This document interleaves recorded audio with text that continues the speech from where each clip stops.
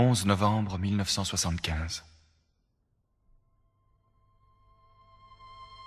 Hier, j'étais dans le métro et j'entends deux dames dire « T'as vu encore ces juifs avec leurs histoires à l'ONU ?» Quels emmerdeurs. C'est vrai, nous sommes des emmerdeurs. Ça fait des siècles qu'on emmerde le monde. C'est dans notre nature, que voulez-vous. Abraham avec son Dieu unique, Moïse avec ses tables de la loi, Jésus avec son autre joue toujours prête à la deuxième baffe, puis Freud, Marx, Einstein, tous ont été des gêneurs, des révolutionnaires, des ennemis de l'ordre. Pourquoi ?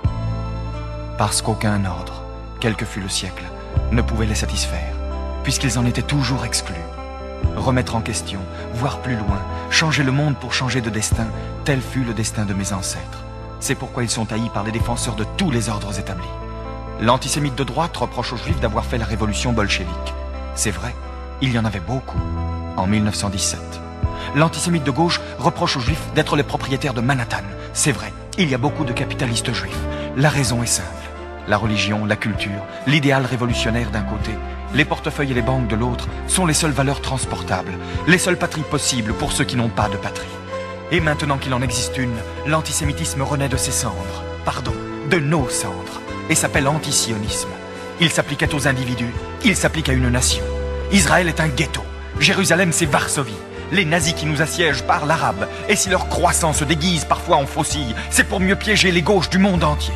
Moi qui suis un juif de gauche, je n'en ai rien à faire d'une certaine gauche qui veut libérer tous les hommes du monde aux dépens de certains d'entre eux, car je suis précisément de ceux-là. D'accord pour la lutte des classes, mais aussi pour le droit à la différence. Si la gauche veut me compter parmi les siens, elle ne peut pas faire l'économie de mon problème. Et mon problème est que depuis les déportations romaines du 1er siècle après Jésus-Christ, nous avons été partout honnis, bannis, traqués, dénoncés, écrasés, spoliés, brûlés et convertis de force. Pourquoi ? Parce que notre religion, c'est-à-dire notre culture, était dangereuse. Eh oui. Quelques exemples ? Le judaïsme a été le premier à créer le Shabbat, jour du Seigneur, c'est-à-dire le jour de repos hebdomadaire obligatoire. Vous imaginez la joie des pharaons, toujours en retard d'une pyramide. Le judaïsme interdit l'esclavage. Vous imaginez la sympathie des Romains, les plus importants grossistes de main-d'œuvre gratuite de l'Antiquité. Il est dit dans la Bible, la terre n'appartient pas à l'homme, mais à Dieu. De cette phrase découle une loi, celle de la remise en question automatique de la propriété foncière tous les 49 ans. Vous voyez l'effet d'une loi pareille sur les papes du Moyen-Âge et les bâtisseurs d'empire de la Renaissance. Il ne fallait pas que les peuples sachent. On commença par interdire la Bible. Puis ce furent les médisances. Des murs de calomnie qui devinrent murs de pierre et qu'on appela ghetto. Ensuite ce fut l'Inquisition, les bûchers et plus tard les étoiles jaunes. Auschwitz n'est qu'un exemple industriel de génocide, mais il y a eu des génocides artisanaux par milliers. J'en aurais pour 3 jours, rien qu'à nommer tous les pogroms d'Espagne, de Russie, de Pologne et d'Afrique du Nord. À force de fuir, de bouger, le juif est allé partout. On extrapole et voilà. Il n'est de nulle part. Nous sommes parmi les peuples comme l'enfant à l'assistance publique. Je ne veux plus être adopté. Je ne veux plus que ma vie dépende de l'humeur de mes propriétaires. Je ne veux plus être un citoyen locataire. J'en ai assez de frapper aux portes de l'histoire et d'attendre qu'on me dise « entrez ». Je rentre et je gueule. Je suis chez moi sur Terre. Et sur Terre, j'ai ma terre. Elle m'a été promise, elle sera maintenue. Qu'est-ce que le sionisme ?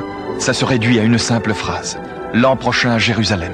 Non, ça n'est pas un slogan du Club Méditerranée. C'est écrit dans la Bible, le livre le plus vendu et le plus mal lu du monde. Et cette prière est devenue un cri qui a plus de 2000 ans. Et le père de Christophe Colomb, de Kafka, de Proust, de Chagall, de Marx, d'Einstein et même de Monsieur Kissinger l'ont répété, cette phrase, ce cri, au moins une fois par an, le jour de Pâques.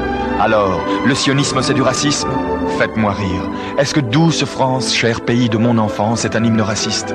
Le sionisme, c'est le nom d'un combat de libération. Dans le monde, chacun a ses juifs. Les Français ont les leurs. Ce sont les Bretons, les Occitans, les Corses, les travailleurs immigrés. Les Italiens ont les Siciliens. Les Yankees ont leurs Noirs. Les Espagnols leurs Basques. Nous sommes les Juifs de tous. À ceux qui me disent « Et les Palestiniens ?» Je réponds « Je suis un Palestinien d'il y a 2000 ans. Je suis l'opprimé le plus vieux du monde. Je discuterai avec eux, mais je ne leur céderai pas ma place. » Il y a là-bas de la place pour 2 peuples et 2 nations. Les frontières sont à déterminer ensemble.